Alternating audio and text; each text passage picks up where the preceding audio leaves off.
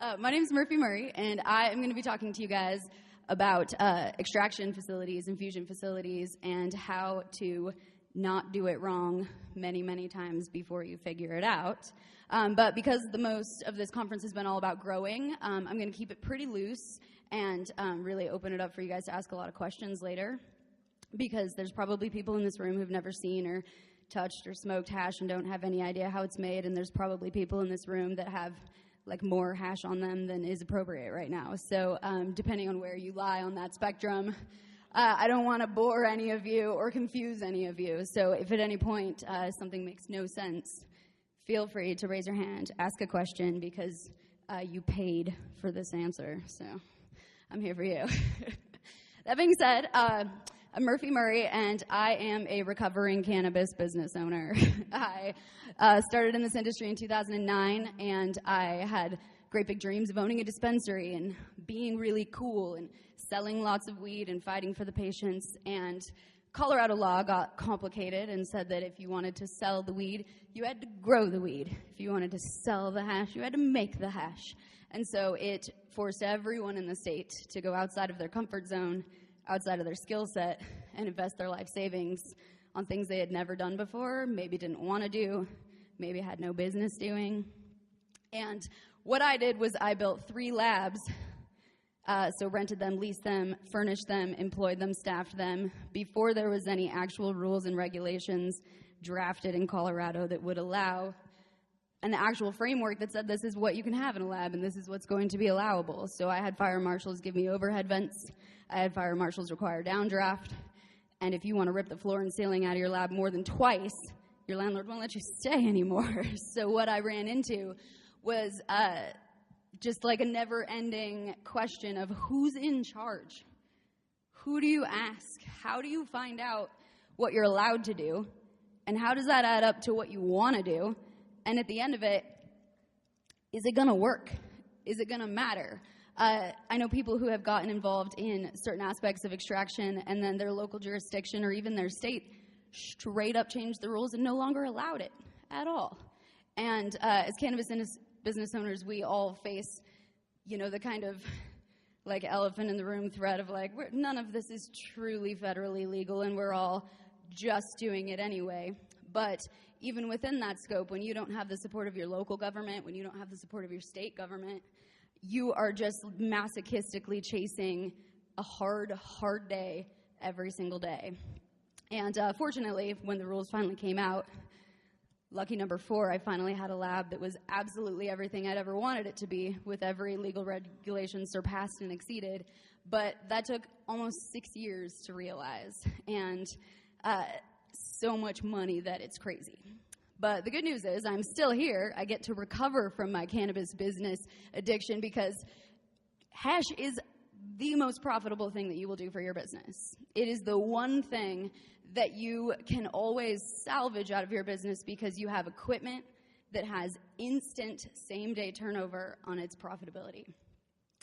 Most of the time, you can't buy a car and even actually drive it home that day. That's like just a thing that salesmen say. You can't even use it as soon as you buy it.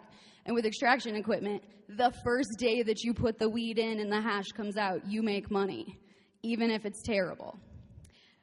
Extracting the resin from a plant that grows its resin on the outside of its leaves conveniently, where you can just take it off, it's so easy to do that you don't have to be good at it to be able to keep doing it, which is one of the greatest crutches that we all have, is that even if you aren't an outstanding business person, you can still get into the cannabis business. Even if you aren't outstanding in your cannabis knowledge, you can still get into the cannabis business.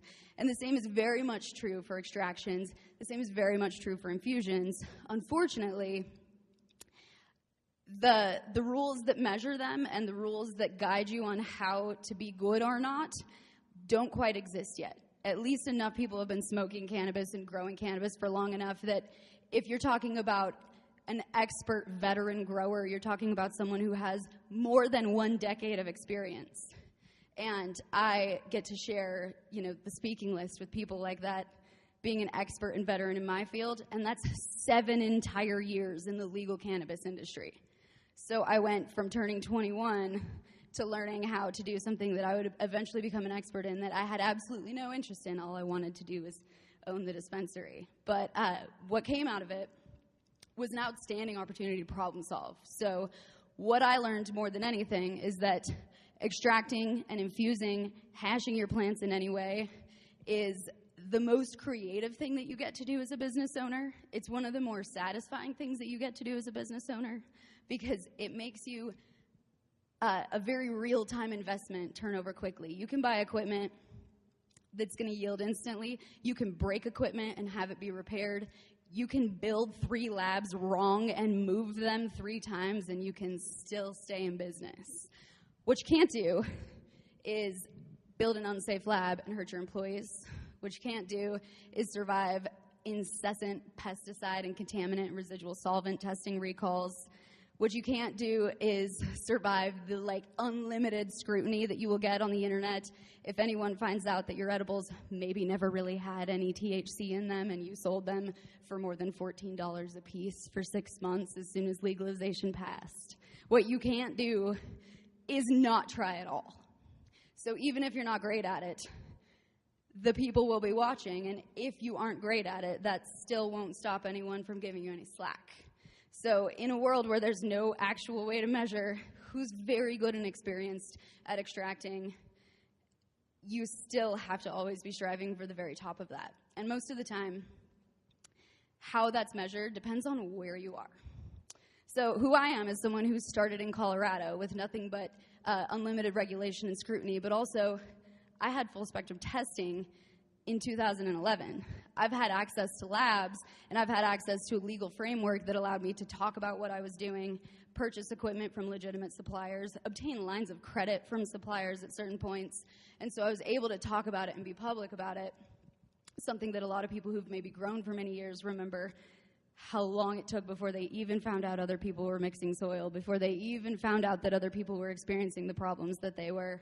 I've always had the support of an entire pretty tightly knit extraction sort of community that was really grounded in Colorado, which is a very strong community.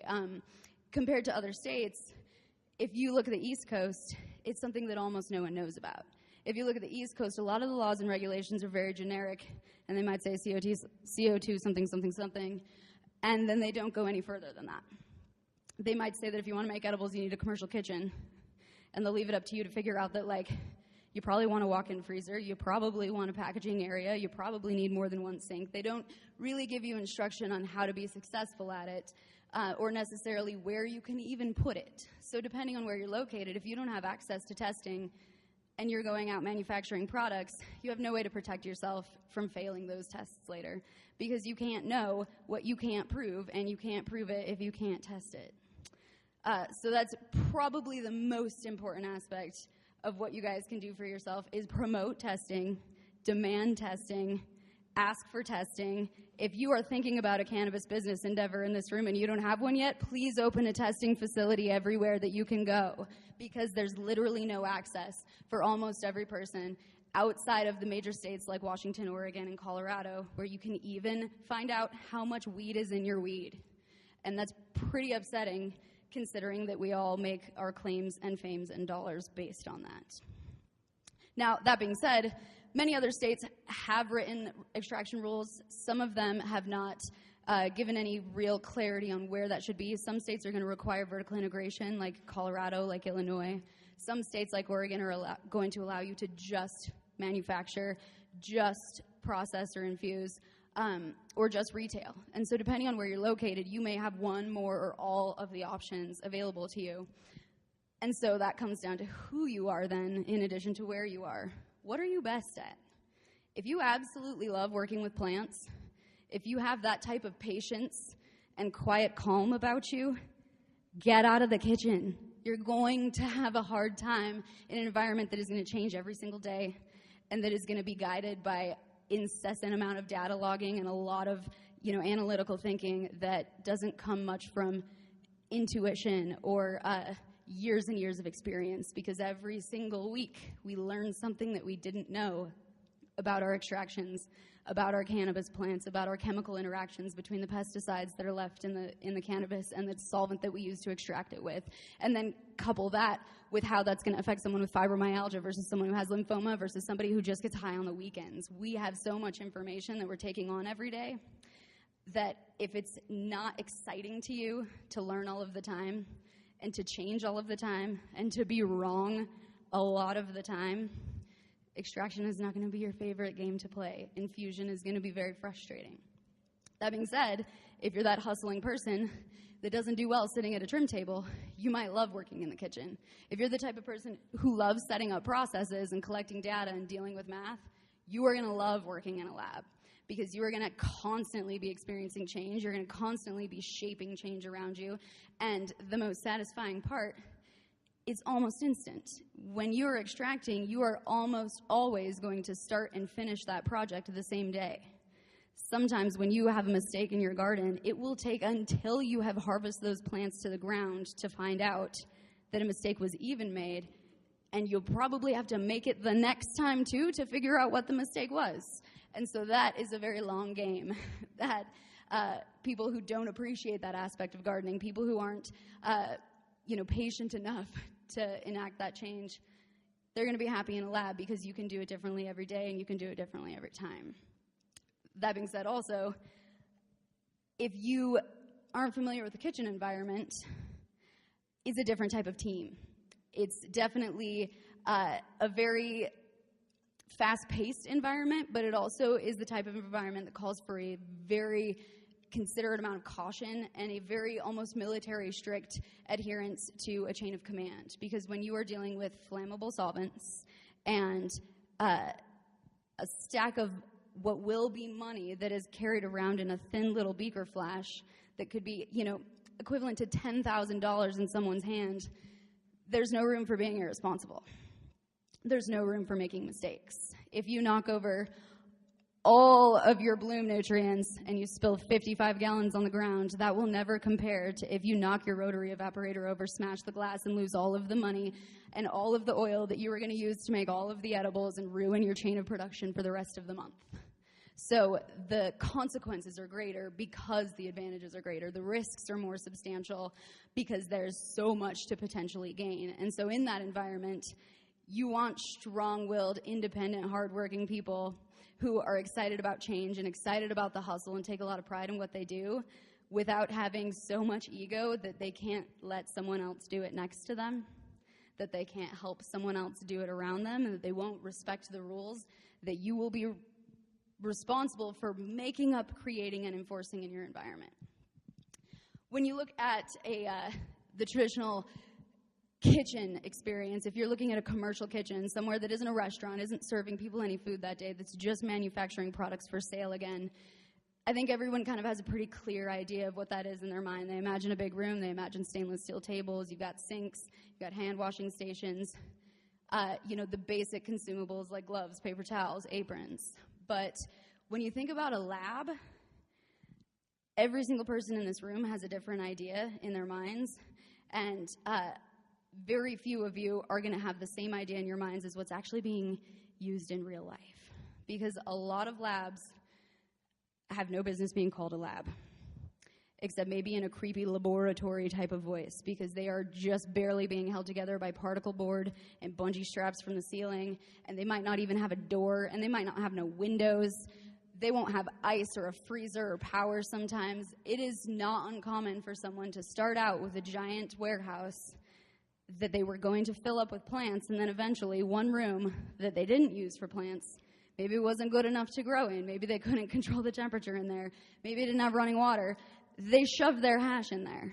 I have been to facilities that have more than 15,000 square feet of gardening and less than 1,000 square feet of processing and extracts, and the extraction portion of that building makes up more than 50% of their total profit, because there is such little cost and such little delay in that turnover when you go from the investment to the outcome, and you can't shove that in a tiny closet and expect it to work forever.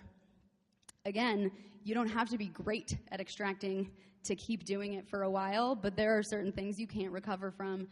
Some of those things are very dependent upon the building that you build out, where you build it, how you structure it, and who you hire to work there. So when you think about what is a lab, what you should be thinking about is, what do you do in a lab? Because a lot of times a lab is just enough space to put the equipment that you need to run inside there. A lot of times people will structure their room based on how big the footprint of the equipment is and never consider the fact that an employee has to stand there too. And maybe an employee has to be able to walk behind him to get around. Last night, for example, at the bar, I watched 3 bartenders try to fit between a section of space behind the bar that not one of them could actually walk between. And luckily there wasn't enough space for any of them to actually fall over if they tripped. But in your lab, if someone trips and falls, they can rip a gas line out of a piece of running equipment that can rupture and put flammable combustible gases all over your room. And that's just because there was water on the ground or their shoes were untied. That's not even specific to extraction. It's just something that everyone forgets when they shove it in a closet because they think, this is how big my equipment is. I'll put it in a tiny little booth. I'll hide it in the space that I wasn't using anyway. It's pretty cool to be able to reuse your space that way. It's pretty cool to make money off of nothing that way. It's the worst job you can have as that employee because you are in danger all of the time and you are struggling against your environment all the time and you bitterly know in your heart that you're making more money than every single gardener who's just walking around with buckets, enjoying their giant hallways, and no hustle whatsoever. The people who work in labs are often some of the more frustrated employees that I've ever spoken to. They're never going to have a smile on their face like the front desk employees at a dispensary. They don't have the heartwarming stories that a bud tender has from their patient-to-patient interactions. If they aren't being blamed for the quality of the hash that they're putting out, they're being blamed for not doing it fast enough or not doing it cheaply enough, or literally just not doing enough because there's so much material that needs processed and so little time to get it done because the demand is so high that it's already sold before we make it. So when you think about your space, you got to think about your people. Think about when you're building out a garden and you need to build out a trim room. That trim room's got to have enough space for a lot of people to move around. It's got to have all of the conveniences for them to only move around as much as is necessary for them to stay focused. Because if you have to walk, 55 feet down a hallway and through 2 doors to get to the bathroom, you are going to waste all of your productivity anytime someone has to pee. The same is going to be true for a lab. You can't put it in a corner that has no water. You can't put it in a room that doesn't have floor drains. You can't put it somewhere that doesn't have appropriate exits. And I'm not saying that you can't because your local authority will tell you not to. I'm saying you can't because people get hurt, and when enough of them do, everyone will say that you can't. And they'll say that you can't do it at all because that is more often than not the safer bet when we're dealing with cannabis businesses. If you want to scare the crap out of your regulators and your legislators, start messing around with flammable solvents in a space that looks too scary to change the oil for your car. And more often than not, that is what you will see. If you guys Google hash lab on the internet right now, I would be surprised if more than 50% of the photos that come up even have the fireproof walls. There'll be a regular sheetrock or, wood frame, or maybe it's outside under a tent. Maybe it's a wooden shed. Maybe it's a shipping container. Maybe it's barely actually in a building at all. And people are making tens of thousands of dollars every week in spaces that cost maybe less than $1,000 to pull together the first time. They're winning their cannabis cups. They have all of the followers on Instagram, but they still have a terrible little space that wasn't designed for any intention other than making money super fast. And that should only ever be a Band-Aid, if that, because if you have the ability to make hash once, you can cash flow that again immediately. In the same way that first harvest bankrolls your next 2, you get your first harvest when you're extracting the first week that you try. And so you have the opportunity to expand so quickly, which is where you have to start thinking about what you want to do there. If you don't give yourself enough space and you only allow for extraction in your facility, you should never add infusion to that. You should never attempt to cook if you don't have an entire giant commercial kitchen, just like what you imagine in your mind, already set up and ready to go next to it. If you want to manufacture pounds and pounds of concentrates and you don't set up a processing and packaging area just the way you would for a dedicated trim area, then you are disadvantaging yourself in every possible way. You aren't going to have the room for your employees to be fast or productive, and when they're not fast and productive, they don't feel good about it either. It's obvious that you don't feel good about it because you're paying them, but when they don't feel good about the job that they're doing, everyone suffers. Apathetic employees are a huge concern, especially because when you're dealing with extractions, even with infusions, an angry cook burns his hand or cuts his finger. A disgruntled employee can literally catch your building on fire and burn it to the ground. And there isn't an insurance company for the cannabis business industry at any event I have ever been to that's willing to back you up on that, that's willing to save you from that terrible, terrible thing. And most of the time, the rest of the industry will turn around and shun you too, because we just want to keep working.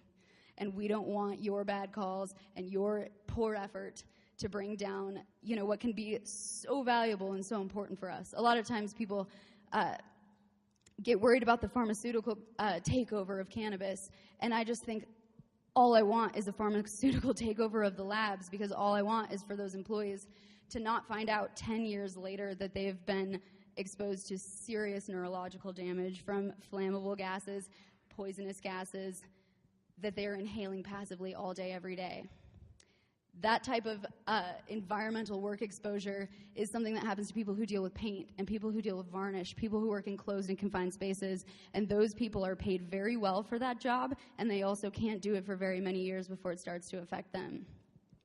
If cannabis is the gold rush, the employees in your extraction facilities are the ones who will end up with the black lung at the end of this. And that isn't fair to them because they don't know that right now. One of the things that I'd prepared to talk to you guys about was what can go wrong in your extraction facility, and I had an outstanding experience yesterday where a video that I used to use for training purposes, I got to meet one of the starring members of that video. This is someone who was hired to work in an extraction facility and was exactly as excited as you would expect him to be. And the facility that he worked in was not only technically not licensed and technically not well inspected and improperly built out with equipment that was not necessarily maintained or used properly, and with processes and protocols that weren't supported by anything written down or enforced by any type of real management structure. This was just a place they made hash, and they called it a lab. And in this situation, more than one person were working in a space that only one person should have ever occupied. And in this situation, more than one thing was being done unsafely, and there was a lot of red flags. And if someone who worked for OSHA walked in, they'd run out. And if the fire marshal walked in, he'd lock the door. But none of these employees knew any better, and none of them knew any differently. And so when one thing went more wrong than manageable, the entire place burst into flames. The entire place suffered from a combustion of flammable gases from not just the extraction equipment that was running, or the extraction equipment from a different solvent that was running in the same exact room, or the open extraction post-processing that also had evaporating solvent, or the fact that it was just literally too crowded, or the fact that their equipment was behind a door that opens and that anyone could open it on the other side of that door because there wasn't so much as a light that said extraction in process, do not open door. They didn't have anything to support them. But that was a lab that looked better than labs that are in legal MIPS right now, because they still had equipment, they still had their sink, they still had some of the things, they still thought they were making a good effort, and they had no idea that what matters is when it goes wrong. So I got to meet yesterday one of the people who was burned alive in this fire, whose life is forever changed, and there's nothing that he could have done differently other than not take a job from someone who was offering it in an industry that he was excited to work in, from someone who he had no reason to believe wasn't a good person to work for. And those business owners could have been in a conference just like this one, and they could have thought that they were doing a good job, and their employees were literally at risk of losing their lives because they didn't bother to try harder. And so really, the question is, what does try harder mean? What does it look like? How do you know? If you have an idea of what your lab looks like, if you have an idea of what you're going to do in there, now who do you trust to build it out? Everybody's had an HVAC guy who told you you only need maybe 5,000 BTU of AC and you're going to keep that 10,000 square feet so cold for your garden, and then it was totally wrong and you had to hire a new HVAC guy. But plants dying isn't the same as people dying. And so in this situation, who's the authority and who do you ask? For labs, it comes down to a lot of bad overlap from your government, but the government should not be the final authority for your safety. The Medical Marijuana Enforcement Division is making their best effort to make sure that you know it's on you if you make a mistake. That's not a protection for you or your staff. That's a CYA policy for their regulations. Being a licensed facility doesn't make your lab safe. Having certified equipment doesn't make your lab licensed. You have to be willing to consider all of the things that can go wrong, and you have to ask someone who you can trust to give you the answers. So among the people who are your local authority, the most important is going to be your fire marshal. The good news is we love firefighters. Like, everyone loves the firefighters. I would take firefighters over police every day. They are your friendliest assets in terms of your social, community authority. They have the power to close your business, but only to protect your staff. So it is almost never that someone gets closed by a fire marshal and anyone else feels bad for them. When you trust your fire marshal, what you can do is know that the person who has to show up if anything goes wrong and that building is on fire is the one who told you that the structure you built it with, that the airflow you included was correct. So that just like you don't want legal advice from anyone who isn't going to show up and protect you in court, you don't want fire safety advice from anyone who doesn't fight fires legitimately for a living. The next thing you've got to look at is your equipment and your processes. Equipment is going to be governed by mechanical engineers. Processes are going to be governed by industrial hygienists. Both of those people are college-educated individuals who rarely have hands-on application experience, and they will often be looking at everything you do from a pen and paper perspective, which is great if you sit down and you write those SOPs down. It doesn't matter if you don't invest time in training your staff and your employees.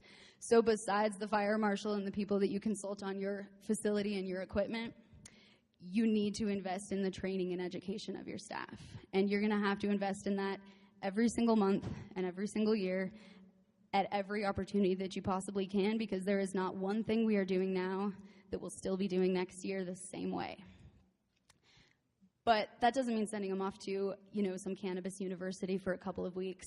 That means sending them to real job site safety training programs. You can become NFPA 58 certified. NFPA 58 is the National Fire Protection Association guidelines that are going to govern liquid petroleum gases. Liquid petroleum gases are your butane, your propane.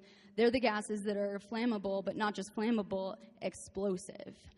And not just explosive, but at very low pressure, at very low temperature. That kind of safety training is sort of my motherly way of scaring the crap out of anyone who thinks that you can show up to that job high and ambivalent and indifferent. All of you should know that you do not have to allow your staff to show up to work intoxicated on any substance, including the fantastic hash that they make. Their lives are more important than their buzz, no matter what. But when it comes to making sure that their sober mind's even useful, you've got to give them real on-site training. If they don't have OSHA safety training to teach them how to avoid slip and fall danger, they will slip on water and still rip a gas hose out of a wall because accidents happen and mistakes happen. And so you have to address it from every angle that isn't cannabis, because cannabis is usually the one thing that most of us know about. You've got to send them to a serve safe class that beats over their heads how important it is to wash your hands and change your gloves. You've got to make it easy for them to comply with wearing personal protective equipment. If you don't have safety goggles for every single member of your staff, I don't know why you think that they will wear them, because no one wants to share one scratched up pair with everyone they work with. If you don't have glove stations at every single table, you're going to have a ridiculous amount of dirty tables, dirty surfaces, and employees who don't have a good glove changing practice. If you don't give yourself as many opportunities to prove to the employees that safety is important to them by putting it at every step. If you don't have, floor drains in your floors, if you don't have rubber mats to protect them from slipping, fatigue mats for when they're packaging and standing, you aren't showing your employees that their safety matters. If all you put in your lab is the equipment to make the hash, that's what you told them is the only thing you care about. So fill up your lab with so much safety stuff that they think their job is to enforce safety all over the world. Give them so many clean aprons and fire protective clothing and airflow and protocols and emergency shutoff switches that make them feel like there is nothing more important to their day-to-day job than stopping and preventing fires and identifying risks and dangers. Because making hash is easy. If you're awesome at it or terrible at it, that will never matter when you're on fire. Your cannabis cup is not even made of a metal strong enough to stop from melting in that fire, so there is nothing more important than staying alive and staying safe. Even just slipping and busting your ass on the ground is not a good time, and no one wants to do that either. So what you've got to do is make sure that you are creating an environment that promotes the number one actual goal, which is the safety and sustainability of your employees and your business. That being said, how do you know if you're doing enough? How do you know if you're going to comply with regulations? Who's your local authority for licensing? These questions are all developing everywhere, and we all know that the state-to-state guidelines make it almost impossible to do the same thing everywhere. However, we also all know that, we legalize weed, everywhere. Every single year we have legalized in another state, and every year before that we brought medical to the table. So the last thing that anyone should do is accept bad regulation for extraction and infusion in your state.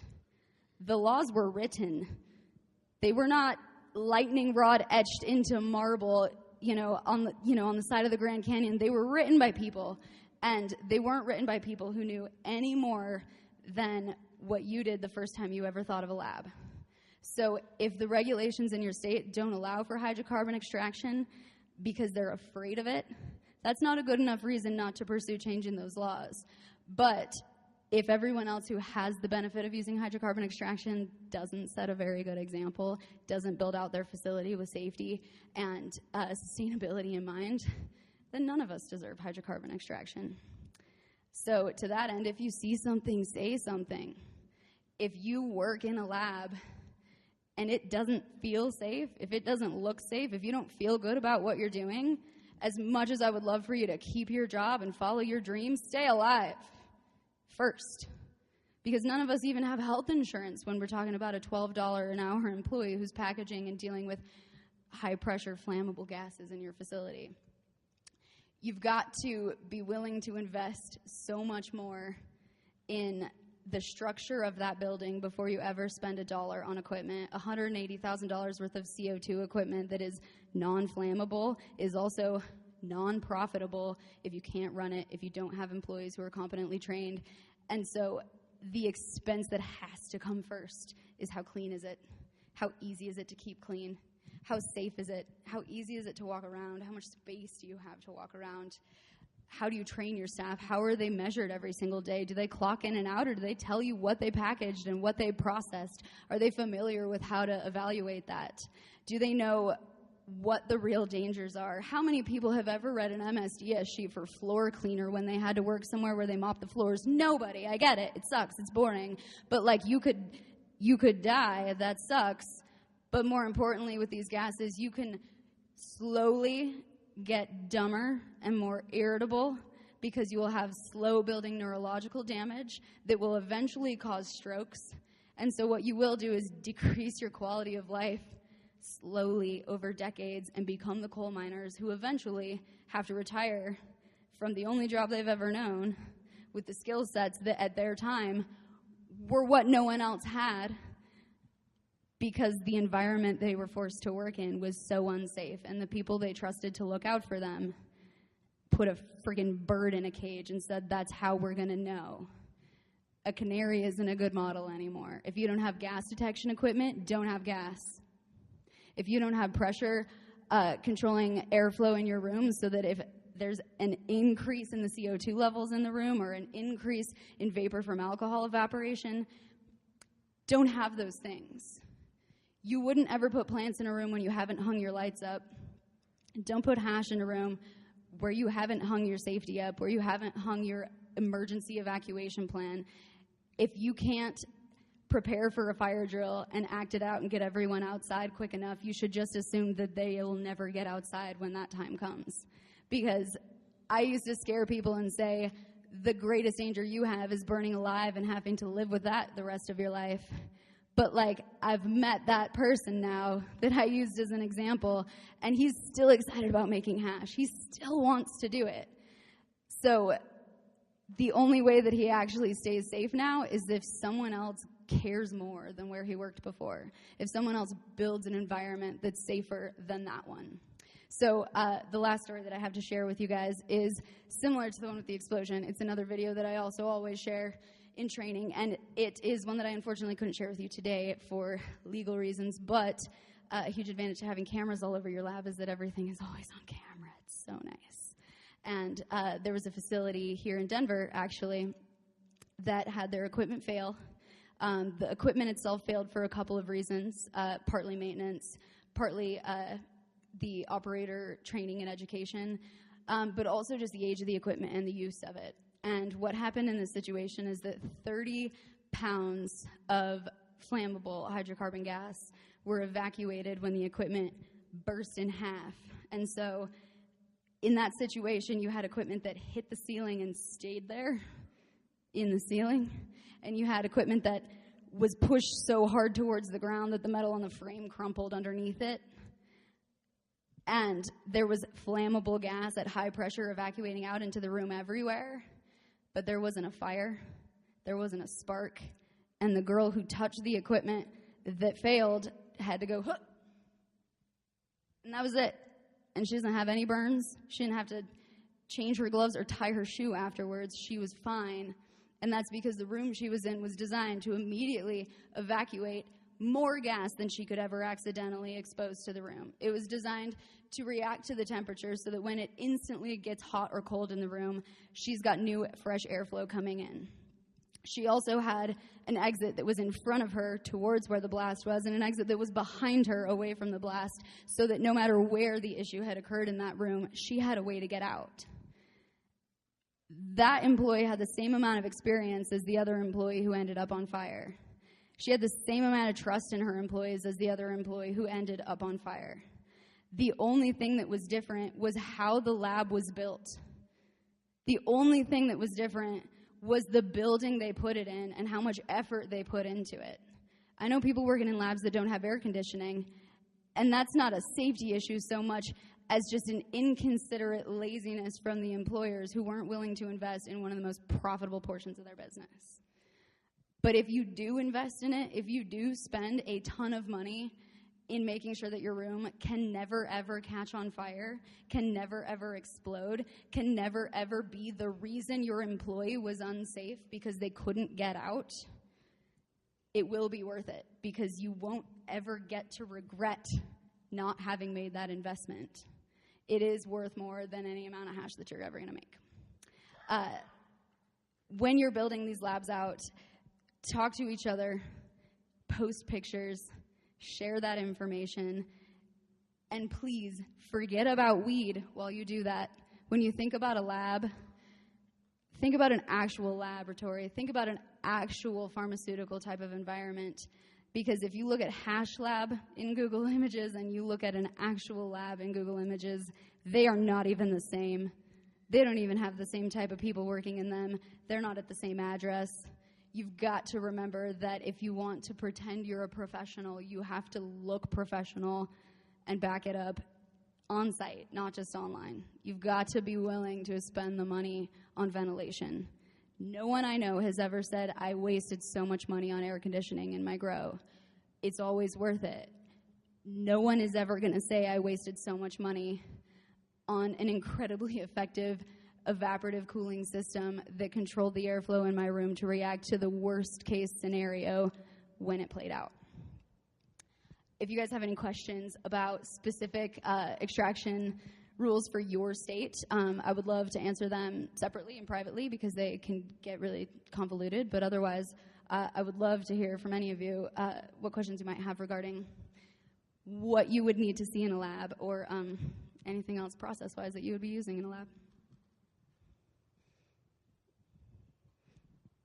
Sort of a question about employees. You're talking about, showing them that you care by making a safe environment and everything, windows, all that kind of thing, treat them like employees.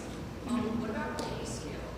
Because I feel like if you do have this, highly productive part of your business, it's tough for me to want to pay an employee $20 an hour to package hash, but is that kind of what's expected with the high risk and all that sort of stuff?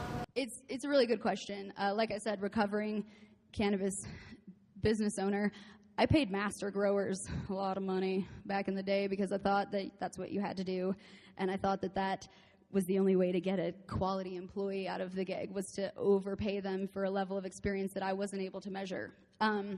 How you pay your employees is definitely going to affect their perception of the quality of the job, but I think the most important thing for employee satisfaction is often clear expectations. If they know how to meet them and they always feel like they're meeting them, that sense of accomplishment is worth more than money for most employees. Most people aren't willing to keep a job that they plan to quit if they're offered a raise, which means that most people really didn't actually want more money. They just didn't want to work for you anymore. They didn't want to go there every day. And so if you can make the environment a place that they want to be, I think that a lot of employees are willing to appreciate the value of having health insurance instead, and maybe having to not need it as much. But also, if you overpay those employees, you create an environment that can get really tense for the other staff members. So when I look at a garden, I would never pay any one employee 10% more or less than any other, because you can tell them not to tell each other, and they are absolutely going to. You are not going to get away with that secret. It doesn't matter how hard you try. But if you have a ridiculously high-paid king of the garden, and then you have a trimmer that makes almost nothing, there's no way that everyone's going to feel good about it. And so in that sense, everyone should package, everyone should process, everyone who's competent should do the job that they do. But to be able to compensate them based on performance that you can measure, whether that's productivity and output every day that they know how to measure, if it's based on how many pounds of material they process, how many pieces they package, it will always make the dollars seem more tangible to them. Because in a lab, knowing what the expectations are can be really difficult because it's always so busy. And so that's how you end up having everyone processing all day and no one mopping the floor and no one changing the garbage bags in the bathroom. If you can create an environment where everyone has that checklist every single day and they know what to do, you can start paying them according to that. But I think the most important thing is make sure that no one in your staff is ridiculously over or underpaid. If your packaging employees make almost as much as the people processing, they'll expect themselves to care about that job just as much. At the same time, opening 3 separate valves in the same order over and over, hour by hour, on a piece of extraction equipment is not more complex or difficult than packaging hash. That is not more of a skilled trade than packaging or processing or data entry even. I would pay someone who does my data entry and invoices more than I would ever pay someone who handles the flammable gas, because the level of attention to detail is different. That job is actually harder. The master grower concept has kind of finally started to go away because people realize that if you grew for 10 years in one environment with one nutrient line and your super secret soil formula that your grandmother gave you, that didn't mean you could ever go to another facility and repeat that. It didn't mean that you could build out a greenhouse and rock the world. The same is true for extraction. If someone's been using a single piece of equipment somewhere and they mastered it and they won every cannabis cup they ever entered with it, that doesn't mean they can run your equipment. It doesn't mean that they can run that same equipment that hasn't been maintained in the same way. So really, I love to hire people with no experience and train them up because they are so open-minded. But at the same time, if you are experienced, come in open-minded. It's so nice because the concept that people who are running extraction equipment are doing something that is like nuclear fission rocket science is really, really inaccurate. The people who are running your extraction equipment, I would say it's very comparable to the type of person who would be changing your oil or switching out your tires. There might be a guy who works on site that gets paid more because he can rebuild your transmission, but like the guys who can't rebuild transmissions don't sit around and say, how come Transmission Joe makes $40 an hour and I make 20? Because it's apparent that the amount of work that he does is different. And so anyone who's doing a labor job should be getting paid a labor rate. I really do feel strongly that buying into the hype doesn't work in the extraction or growing field when you're paying your employees.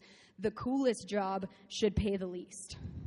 Whichever one is the most fun to take a selfie of yourself doing should pay the least, because that's not the type of incentive that you want, is for that person to already think that what they're doing is more important than what someone else is doing. And really, it's labor jobs. It's all trainable, and you don't want anyone in there who knows more than you do about how to run that equipment. You've got to be the expert first. Types of equipment in the future. Where's extraction going? Is it going to CO2? Is it going to hydrocarbons? It's a good question. So which equipment and which type of process is the future of hash? Honestly, like, it took like 1,000 or so years before we stopped just like rubbing weed together with our hands to make hash. And then in the last year, like, there's a new piece of equipment that's invented, from something that you can plug in on your kitchen counter at home to something that, has to be hardwired into an explosion-proof room. So I have no idea what's going to come out later, but what I do know is that the reason every single different popular solvent is used is because they all have a very different application and a different interaction with the cannabis plant. The cannabis plant is one of the easiest botanical resin extractions you're ever going to do, because it's all on the outside of the plant. You don't even have to break down and pulverize that plant material to get it out. It's just there, and you can just get it and touch it. So CO2 is your most polar and your most diverse solvent, and it can be controlled in a way that could extract anything. But if you want your Jiffy Lube quality employee working for you, CO2, that's a transmission guy job. It's too complex for that process. If you're just making bulk oil that you're going to refine later, you're going to want a solvent that's more aggressive and is going to break things down. Hydrocarbon, because I'm thinking your safety on hydrocarbon would be so much worse if the CO2 would be worth doing. The CO2 is still explosive potentially because it's such high pressure. And so the fact that it can't catch on fire doesn't mean that it can't explode and literally hit you with shrapnel when it does.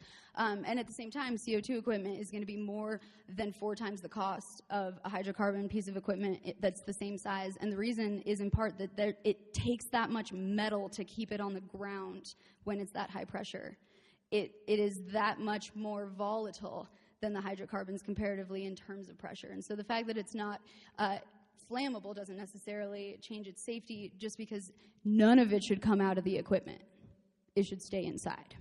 And so as long as you have protocols that are structured around that, the higher pressure would be more dangerous if it were to have something go wrong compared to the flammable gases, because there's just going to be less total pressure in the room. So then the fire danger is the only one that you get into. Alcohol is the same one. One of the first explosions that happened in a licensed facility in Denver happened in a facility that was just open evaporating isopropyl in big giant bins in a room. And they got to do it for like months and months and months before anything bad ever happened. And what happened that was bad was literally doors opening and closing and creating a draft.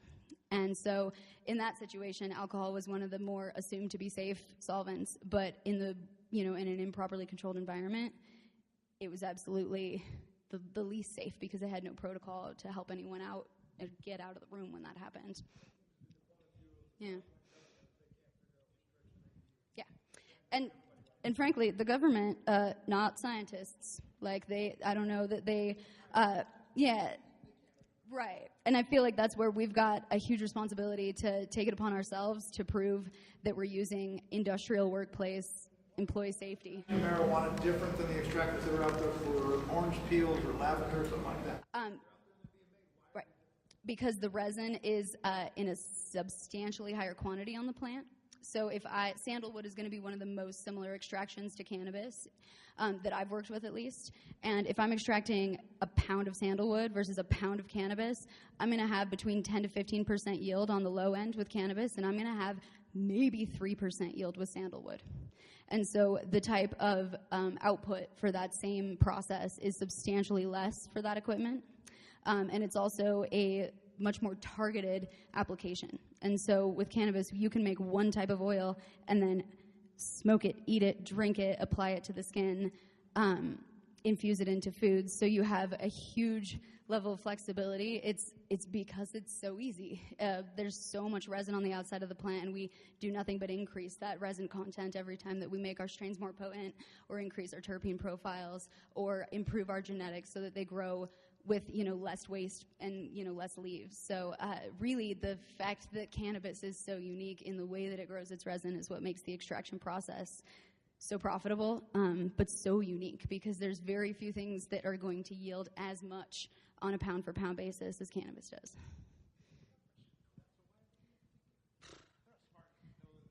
I have never trusted the government to be in charge of knowing all the facts so far. Yeah. But really, the regulations that come from them, they're always going to be rooted in caution. That's at least my experience. And so it doesn't mean they're right, but it doesn't mean that they can't be pushed either. What do you think about the rosin? The rosin technique, well, after I just finished talking about how awesome the yield is for cannabis, the rosin technique is kind of not the best one to compare it with.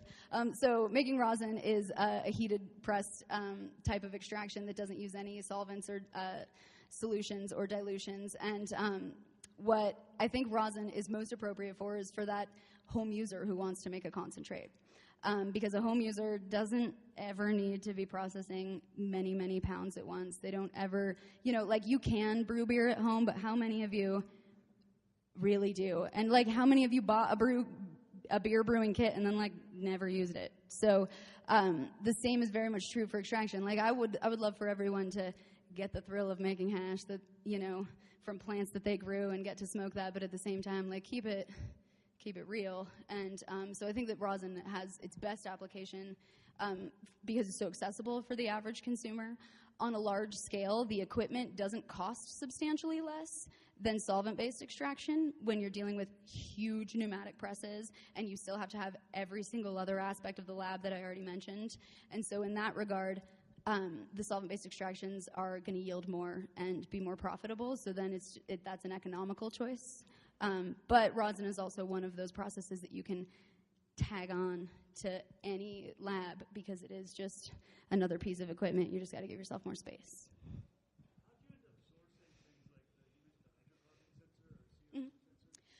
I was, again, it means going outside of the cannabis industry, so sourcing the safety equipment. Again, I started with the fire department, so the fire department will have recommendations, and what I did is I literally bought the gas detector that my fire marshal had, because that seemed like a pretty good way to cover my ass in that situation. And when I went to go and get that, I found out it was ridiculously expensive, and there were many other models that I could have chosen. But, for example, Colorado right now requires a hardwired gas detection system for any lab that is going to have any gas stored inside of it. Another state may not have that requirement. However, NFPA 58, the National Fire Protection Association, does mandate that. So the fact that your state doesn't keep up to date on the National Fire Protection Association Act doesn't necessarily mean that it isn't a good practice. So, the regulations that are put on you government-wise should always be seen as, the bare minimum.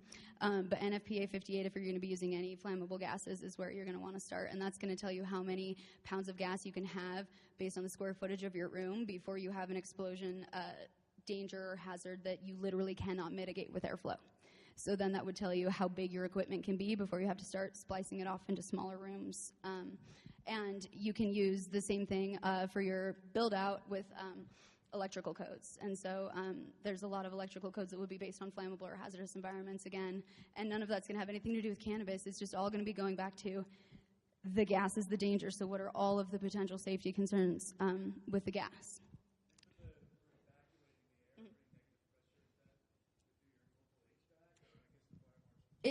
It is, yeah. I mean, fire marshals hate to refer contractors in any way because there's, it's a conflict of interest. But that is an HVAC process for your airflow and your evacuation, and it is usually a fairly specialized one. So again, the type of person who might build out HVAC in, a classroom or a garden you want someone who has familiarity with building out HVAC in a large-scale industrial facility that handles gas, or a large-scale industrial, scientific community that deals with open evaporation of solvents. You want the guy who built out your university lab, not the guy who, heard of the university lab. You want someone who has some experience in that specific realm, because the fact that you're extracting in there is a very small portion in terms of safety. The hash is the least dangerous thing. So find experts in exactly that field.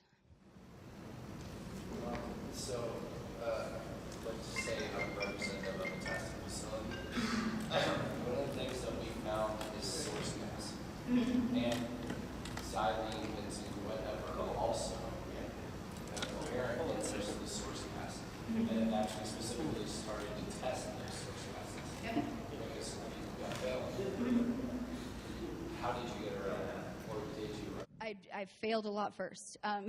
So his question was, he works with testing, so that's the most thankless job in the cannabis industry because it costs the most and everyone demands it, and then when you show up, everyone will discount your science and tell you it's bad. So it's a really hard job because we all demand it. But with testing, most of the time, all you do is give us bad news. The only time that testing really matters is when you tell me that I've messed up, because if you tell me I did a great job, I know. Of course I did a great job. But the source gases and testing for those residuals and those, those dangers, that's something that we all kind of learned the hard way. I remember learning within 2 days of someone who had been extracting for 5 years longer than I had, that if we ever used isopropyl to clean our stainless steel cylinders, that it would contaminate our gas on the next extraction, and that our hash would actually fail for isopropyl. And the thing is, the industrial hygienist told me to use it. So that was unfair for all of us. But that didn't mean that anyone was wrong. It meant that every person was giving their best advice on what they knew about. And so in that situation, it really just came to getting the information, tracking it back, and saying, where do we make a mistake, and then changing everything that we did. Working in an extraction facility is about loving being wrong enough to try to be right again. But again, a lot of the labs, pentane is one that came up a lot, that people were very distrustful about pentane showing up in their gas. But at the same time, if you don't have a certificate of analysis from the gas you use to extract, then you don't have a baseline to say that the certificate of analysis after you extracted it is unfounded. You have to start by saying this is 0 and this is 100, and if you never know 0, you don't get to complain about any numbers in between. So it puts a lot of responsibility on the people who are manufacturing, because you can't know everything that you're going to do wrong until you've done it a few times, unless everyone has done it wrong already. And I've put in a lot of years on doing everything wrong first so that I could tell everyone about it, but I haven't hit it all yet. So with testing, I expect every day to learn new things that we haven't learned about yet. Sulfur is one that I have been paying a lot of attention to lately, because the sulfur in your cannabis plant can bond with the sulfur that's inherently present in instrument-grade butane, and that bond can lead to sulfur dioxide and off gases later when it's exposed to heat, and it's a whole bunch of parameters that are really random and exclusive to specific situations. So preparing against that is really difficult. The only thing we can do is keep sending tests. The only thing that you can fight, not enough data with is collecting more. And so really having more labs test is key, but also being really clear about what those results read out at. I would always tell anyone who's owning a lab that if you can't give me in one page a clear breakdown of what my numbers are and what those numbers mean, you aren't doing your job, because if you're just giving someone the data and they can't understand it, then they didn't get any data. And that is, I think, the number one issue is just distrust between the people who are trying to compare numbers.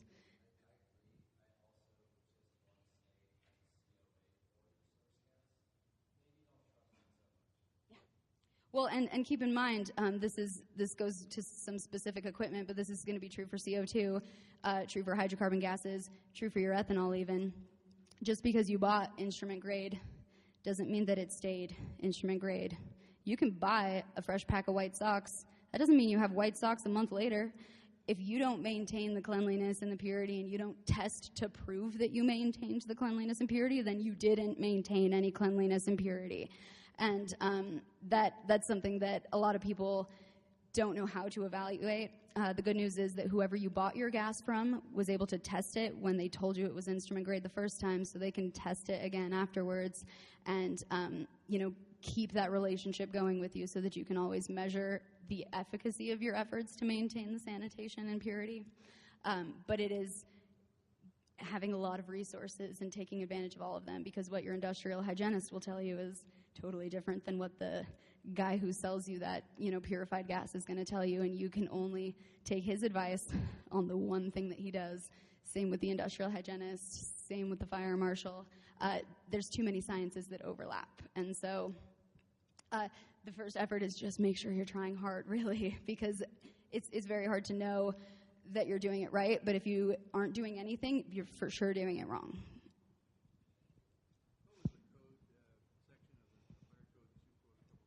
NFPA 58, and that's the LP gas code for liquid petroleum gases.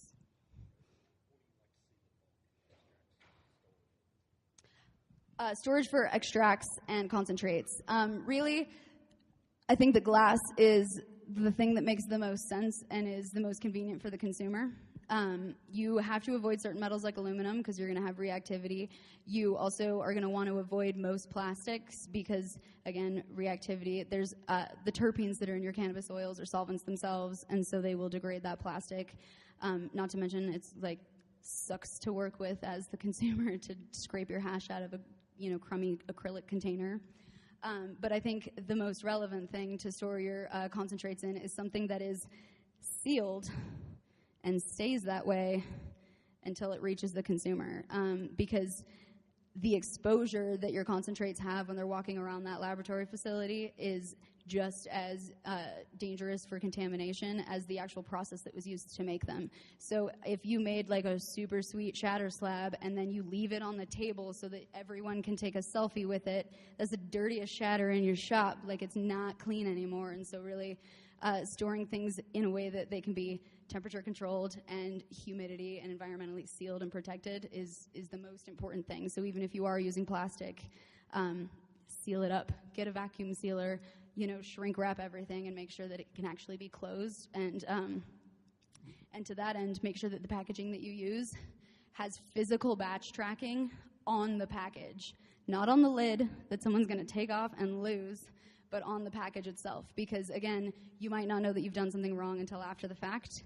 And if you can't fix that because you can't find it again, then it's going to be hard to sleep at night with that knowledge. So make sure the packaging is really easy to use and track is, I think, the most key thing.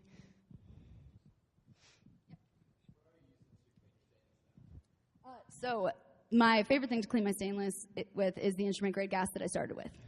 Because your instrument grade gas is a solvent, and so if you run your equipment with no material inside, it will just extract any hash that is left behind and push it into your collection and separation vessel. And so that's, my favorite daily maintenance. But if you're dealing in a kitchen that has a lot of glassware, especially small precision glassware, buy ultrasonic cleaning equipment, because you'll replace a couple of glass bulbs and you will have spent the amount of money that cleaning equipment would have cost.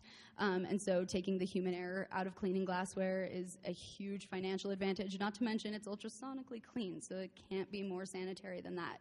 A commercial dishwasher that you can put all of your just regular working tools and Pyrex in is a huge advantage, because people are the dirtiest thing in your lab, and so if people are the ones cleaning your stuff, they aren't necessarily going to be perfect every time. That being said, for the stainless itself, the biggest thing that you have to stay away from is anything that's going to leave a film behind. And so stainless steel cleaner is not what you use for your stainless steel for your extraction equipment, except maybe like on picture day on the outside. But you're going to want to make sure that you're using food-safe cleaners. And really, after I run my equipment empty with the instrument-grade solvent, I can take it out and just use regular soap and water and my regular pink sanitizer spray, and never have anything weird come up on a test yet that I've gotten back.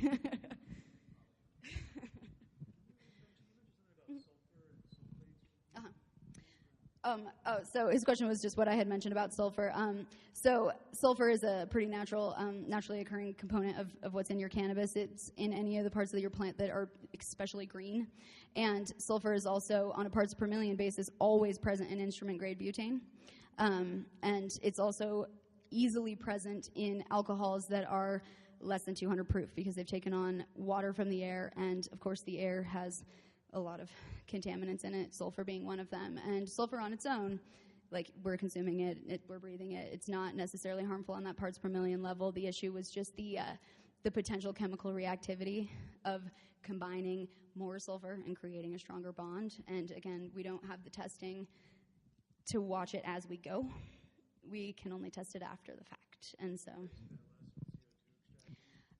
CO2 is going to have less issues with sulfur from a chemical reaction and more issues. CO2, more commonly than not, is going to fail tests for microbial content. And that's because the process of extracting with CO2 has such extreme temperature changes that moisture is drawn to it very easily. And so that condensation can build up. And, of course, moisture in your concentrate is just going to degrade and become disgusting very quickly.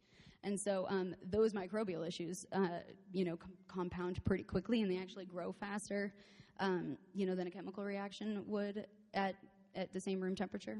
But every type of concentrate is capable of being contaminated either in the process or afterwards.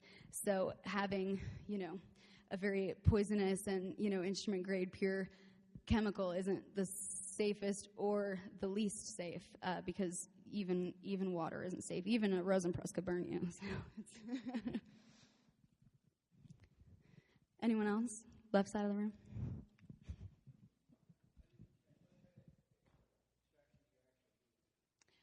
So the only type of extraction that I ever really don't work with is CO2 because it's very, very, very expensive equipment. But my favorite process is definitely hydrocarbon extraction. I'm very fond of propane for extraction. But I started out doing water hash with nicotine and essential extracts, and then I just got tired because it's very much work. So I kind of did all of the things slowly as they got cool, and I worked with alcohol a lot before I dared to mess with butane, and then once I started working with butane, I was able to improve my equipment and start working with propane. And at that point, between 3 different types of processing, I was able to meet all of my current needs. And, CO2 is kind of the next step up in terms of an additional process. But it is definitely something, each extraction is really geared to a scale of manufacturing. Alcohol on a small scale, silly waste of time unless you're doing R&D. CO2 on a small scale, silly waste of money unless you're doing R&D. Because the cost is so extreme. But CO2 on a very large scale is very convenient, and it's almost unmanned most of the time, so you can set it and forget it, which is, the crock pot style hash making that everyone loves. Hydrocarbon extraction is going to give you the most rapid turnaround time, but it also requires the most physical labor to monitor and physically perform that extraction, with the exception of water hash, which takes all of the physical labor. Yes, yeah. Both of them.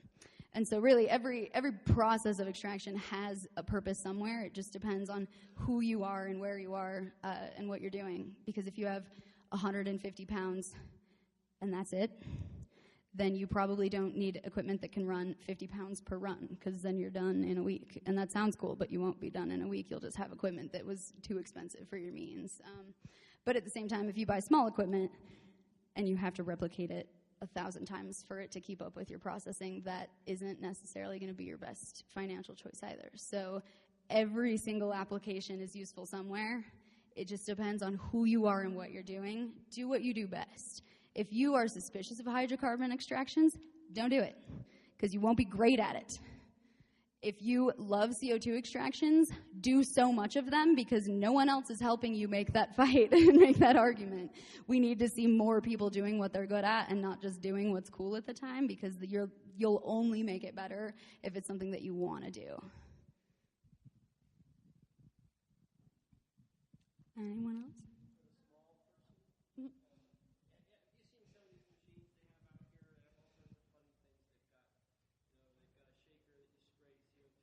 Mm-hmm.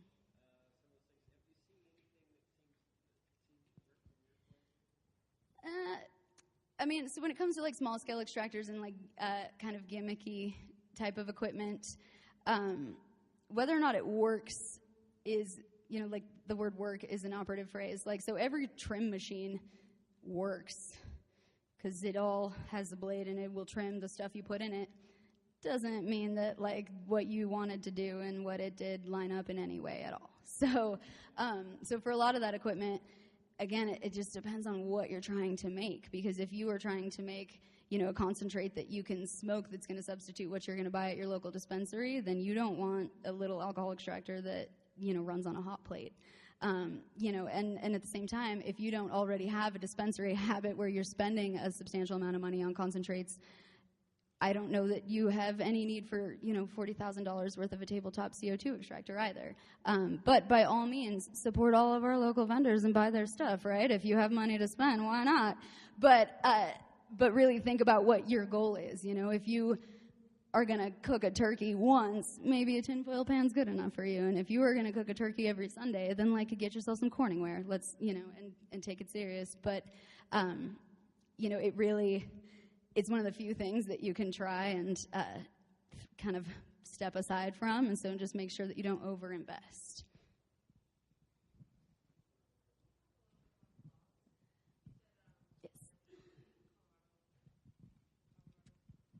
Just about what's required and so what she had asked us is kind of what the laws are. And Colorado is one of the few states that has just invested a lot of time and manpower into writing it all down and then rewriting it more than one or many times. And so we get letters every couple of months that say, change everything that we told you to do immediately.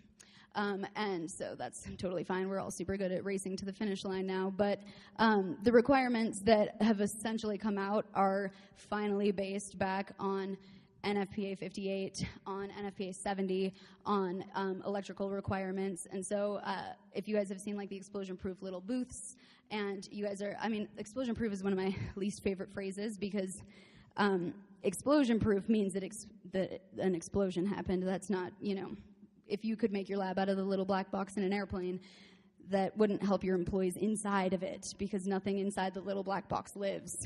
The black box itself does. So an explosion-proof room is a bad way to explain it, but what an explosion-proof room essentially is trying to do is mitigate the potential to cause a fire, and then it's also designed to mitigate the damage from a fire or an explosion. And so, again, that just goes back to those electrical codes for the gases in the room, and that's where you have to go specific solvent by solvent. Sure.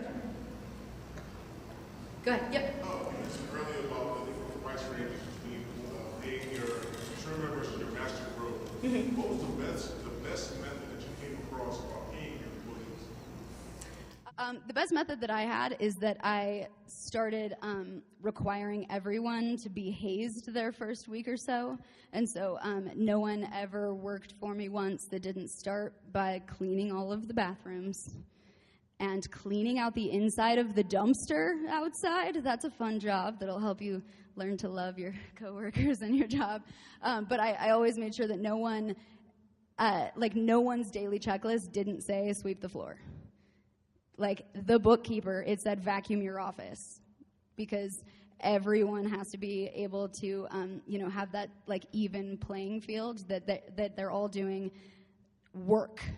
Because I think that's the only time people get bitter is when they feel like they work harder than someone else.